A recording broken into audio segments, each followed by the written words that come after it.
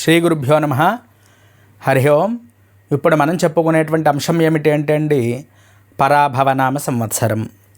ఈ పరాభవనామ సంవత్సరం అంటే, ఈ పరాభవం అంటే దుఃఖము, కష్టము అనేటువంటి అర్థం. గత సంవత్సరంలో చేసినటువంటి దుఃఖాలన్నీ కూడా తొలగిపోయి అటువంటి కష్టాలన్నీ కూడా తొలగించేదే ఈ పరాభవనామ సంవత్సరం. అలాగే ఈ సంవత్సరం ఏ రాశి వారికి ఎలా ఉంది, మనకి 12 రాశులు ఉన్నాయి. ఈ 12 రాశుల వారికి ఎలా ఉంది అనేది ఇప్పుడు మనం ఈ వీడియోలో చూద్దాం. మొట్టమొదటిగా మేషరాశి. ఈ మేషరాశిలో అంటే అశ్విని నక్షత్రం 1, 2, 3, 4 పాదాలు. అలాగే భరణి నక్షత్రం 1, 2, 3, 4 పాదాలు. కృత్తికా నక్షత్రం 1వ పాదం. అలా ఈ 9 పాదాలు కలిపి మనకి ఈ మేషరాశిలోకి వస్తాయి. ఈ మేషరాశిలో ఈ సంవత్సరం ఏ గ్రహాలు మారుతున్నాయి ఏంటి అనేది ఇప్పుడు మనం చూద్దాం.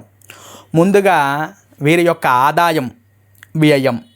ఆదాయం 11 రూపాయలు అయితే వ్యయం 5 రూపాయలండి.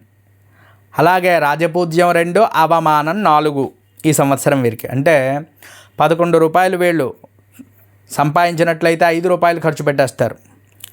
6 రూపాయలు పొదుపు చేసేటువంటి అవకాశం. అలాగే 2 మంచి అంటున్నారు, 4 చెడు అంటున్నారు.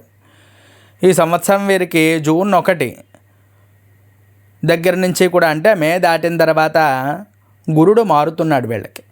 గురుడు మారిన తరువాత వీరికి అంతా కూడా కలిసి వచ్చేటువంటి అవకాశం. కిందటిసారి కొంచెం తలపెట్టినటువంటి పనులన్నీ కూడా అవ్వక చాలా ఇబ్బందులు పడేటువంటి అవకాశం. ఎందువల్ల అంటే కిందటి సంవత్సరం ఈ రాశి వారికి ఏలినాటి శని కూడా ప్రవేశమైంది. దానివల్ల మరింత లేట్ అయ్యేటువంటి అవకాశం కనిపించింది వీరికి. అలాగే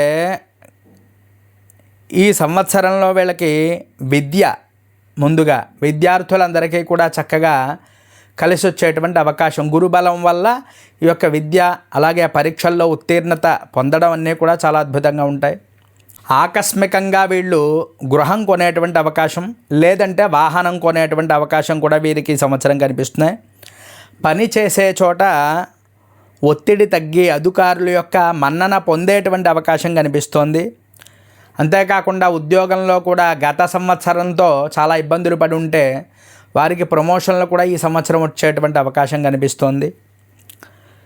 సహోద్యోగులతో కూడా అనుకూలతగా ఉంటారు. కిందటి సంవత్సరం కాస్త గొడవలు, ఇబ్బందులు అనేటువంటి ఎక్కువగా ఉండుంటాయి. అవన్నీ కూడా తొలగిపోయేటువంటి అవకాశం ఈ సంవత్సరం కనిపిస్తోంది. కుటుంబంలో కూడా అనుకూలత, అంటే కిందటిసారి కాస్త మన బంధువర్గంలో కూడా ఎక్కువగా గొడవలు ఇది కూడా అయ్యేటువంటి అవకాశం. అలాగే మనల్ని తప్పుగా అర్థం చేసుకునేటువంటి అవకాశం కూడా కనిపించింది. అవన్నీ కూడా సద్దుమణిగేటువంటి అవకాశం ఉంది. మనకి ఈ కిందటి సంవత్సరంతో పోల్చుకుంటే అధిక లాభాలు, దేంట్లో అయినా పెట్టుబడులు పెట్టినా ఏదైనా సరే అధిక లాభాలు అవి కూడా ఇచ్చేటువంటి అవకాశం.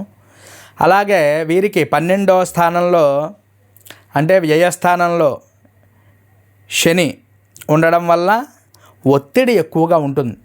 ఎక్కువ స్ట్రెస్ అవుతూ ఉంటారండి, ఎక్కువగా ఆలోచిస్తూ ఉంటారు.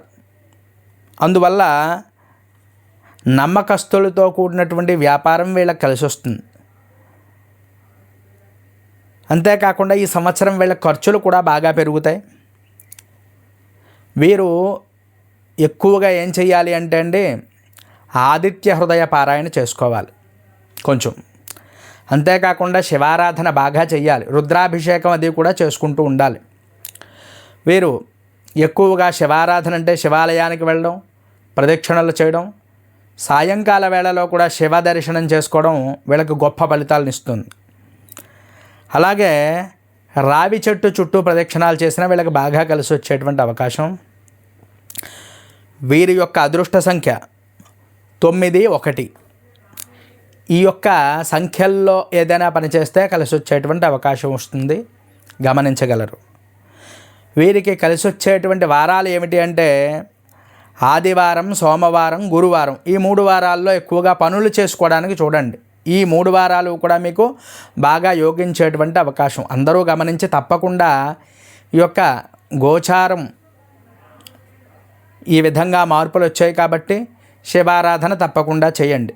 శివాలయానికి దర్శనానికి వెళ్ళండి. అవకాశం ఉంటే అభిషేకం చేసుకోవచ్చు, లేదంటే పంచాక్షరి జపమైనా చేస్తూ చక్కగా ఇలా చేసినట్లయితే వీళ్ళు ఇంకా బాగా అభివృద్ధిలోకి వచ్చేటువంటి అవకాశం ఉంటుంది, గమనించగలరు. హరి ఓం. ఈ వీడియో మీకు నచ్చినట్లయితే లైక్ చేయండి, కామెంట్ చేయండి. ఎవరికైనా ఉపయోగపడుతుంది అంటే తప్పకుండా పంపించండి. జై శ్రీరామ్.